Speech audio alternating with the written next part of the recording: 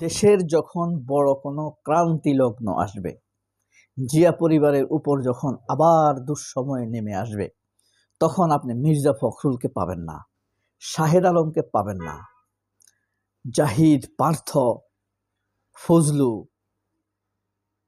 নাহরিন এদেরকে আপনি পাবেন না। কাজী জেসিনরা কোনো কাজে আসবে না। এদের কাজ হলো সুবিধা নেওয়া। ডাক্তার জাহিদ কি জিয়া পরিবারের পাশে থাকবে? কখনো কোশ্চিনকালেও থাকবে না। কারণ অতীতে মান্নান ভূঁইয়াও জিয়া পরিবারের পাশে ছিল না দুঃসময়ে। মান্নান ভূঁইয়ার মতো লোক সরে গিয়েছে। ঠিক একইভাবে মইনু আহমেদও পাশে থাকেনি, নাসিম পাশে থাকেনি, ওয়াকার ছুপ্পু তো থাকার প্রশ্নই আসে না। এই যে এরাই একসময় মান্নান ভূঁইয়াই কিন্তু জামায়াতের সাথে বিএনপির ঐক্যটাকে নষ্ট করে দিয়েছে। 91-র কথা বলছিলাম, যখন জামায়াত বিএনপিকে সমর্থন দিয়েছিল ক্ষমতায় আসার জন্য। এক কাপ চাও খায় নাই, 5টা মিনিস্ট্রি তাদেরকে অফার করা হয়েছে। নিঃশর্তভাবে এমন সমর্থন কোথায় পাবে?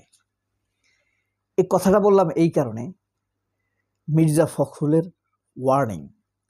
মির্জা ফখরুল যেই বিরোধী রাজনীতিকে বা বিরোধী দলকে নির্মূল করতে চায়, এই ভাষাটি ছিল রাজনৈতিক জীবনের সবচাইতে ভয়ঙ্কর, বিভৎস এবং সর্বশেষ স্টেপস। কোনো মতাদর্শকে, কোনো আদর্শকে, ভিন্ন মতকে দমন করার প্রথম পদক্ষেপ। তার সিমটমগুলো আপনি কিভাবে দেখবেন? বানানো সেই পুরানো জঙ্গি তৎপরতা আবার শুরু হয়েছে। চট্টগ্রাম, ঢাকা, সিদ্ধেশ্বরী, পলিটেকনিক ইনস্টিটিউট সবগুলোতে ক্যাম্পাস আবার উত্তপ্ত হয়ে উঠেছে। বিমান বাহিনী নিয়ে আবার ষড়যন্ত্র শুরু হয়েছে। বিমান বাহিনীতে নাকি জঙ্গি আছে, অথচ একজন সৈনিককে, একজন অফিসারকে নিয়োগ দেওয়া হয়, 6 মাস ট্রেনিং করা হয়, তার ভেরিফিকেশন করা হয়, তার আত্মীয় স্বজনের খোঁজ নেওয়া হয়, তারপর তাকে নিয়োগ দেওয়া হয় বিমান বাহিনীতে, সেনাবাহিনীতে। কিন্তু সেই আবার তৎপরতা, অর্থাৎ মির্জা ফখরুলের নির্মূল করার যে পদক্ষেপ, সেটির লক্ষণগুলো আবার দেখা যাচ্ছে। ফখরুলের এই বক্তব্যকে ট্রান্সলেট করে বাংলাদেশের বিভিন্ন দূতাবাসে পাঠানো হয়েছে। ওই দূতাবাসগুলো ফখরুলের ব্যাপারে আমূল ধারণা বদলে ফেলেছে। বিদেশিরা ফখরুলকে ফ্যাসিবাদী ভাবতে শুরু করেছে। ফখরুলের ব্যাপারে তারা ওয়ার্নিং নিয়ে নিয়েছে। ফখরুলের ফ্যাসিবাদীর পথে আসার যেই পদক্ষেপ নিয়েছে, এটা এমবেসিগুলো জেনে গিয়েছে, যারা ডেমোক্রেটিক পলিটিক্সের প্র্যাকটিস করে। লাইক দ্যাট আপনার আমেরিকা, জার্মান, ফ্রান্স, ইউরোপীয় ইউনিয়ন, যে দেশগুলো মানে ফান্ডামেন্টালি রাজনীতিকে খুব ভালোভাবে চর্চা করে, তারা বুঝতে পেরেছে যে এই কথাটি রাজনৈতিক না, এটা ফ্যাসিজম, এটা কোনো ইজম না। আমাদের তো কমিউনিজম, ইসলামিজম, দ্যাটিজম, দিসিজম, ইজমের শেষ নাই। কিন্তু মির্জা ফখরুল যে কথা বলেছে, এটা শেখ হাসিনার ধারাবাহিকতার একটি ফ্যাসিজম। শেখ হাসিনা 2000 মানুষ মারছে, এরা প্রায় নেপালের সাথে মিলায় আপনি দেখবেন, নেপালে মানুষ মারা গেছে 14 জন।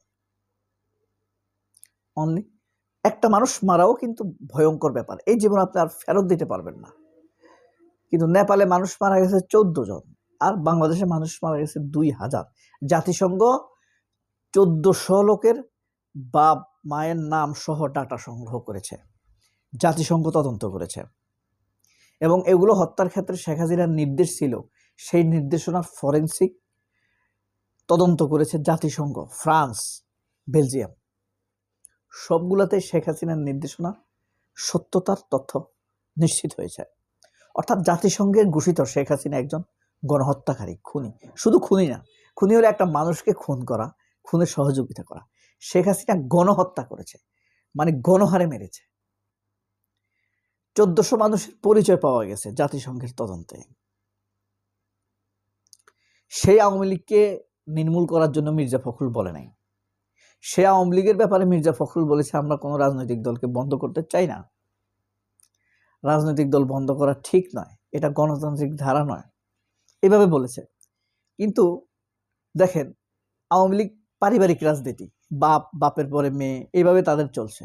বিএনপিও পারিবারিক রাজনীতি, কিন্তু জামায়াত হইল রিয়েল ডেমোক্রেসি। দেখেন জামায়াতের গোলাম আজমের বাড়ি কোথায়?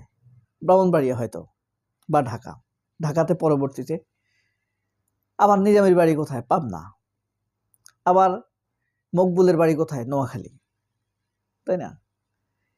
এইভাবে তাদের ভোটের ভিত্তিতে যাকে তারা যোগ্য মনে করে তাকেই নেতা নির্বাচন করে। এটা একটা দারুণ ডেমোক্রেটিক প্রসেস। বাংলাদেশে এটা আর নাই, কারণ ভারতে আছে, হ্যাঁ, জার্মান, ফ্রান্সে আছে।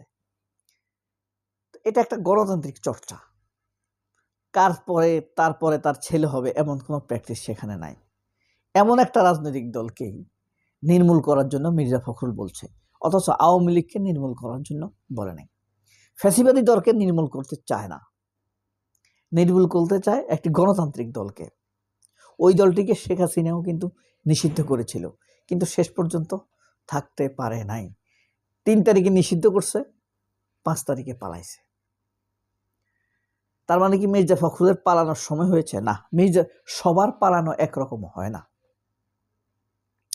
মির্জা ফখরুল অতি দ্রুত রাজনীতি থেকে বিতাড়িত হবে। রাজনীতিতে তার অনুপস্থিতিতে আমরা লক্ষ্য করব, কারণ ফ্যাসিবাদের activism and fascism not will run similarly, because they will keep their character as opposite color. একটা হলো ফ্যাসিজম, আর একটা হলো অ্যাক্টিভিজম। ফখরুলের অ্যাক্টিভিজমে ফ্যাসিজম ধরা খেয়েছে।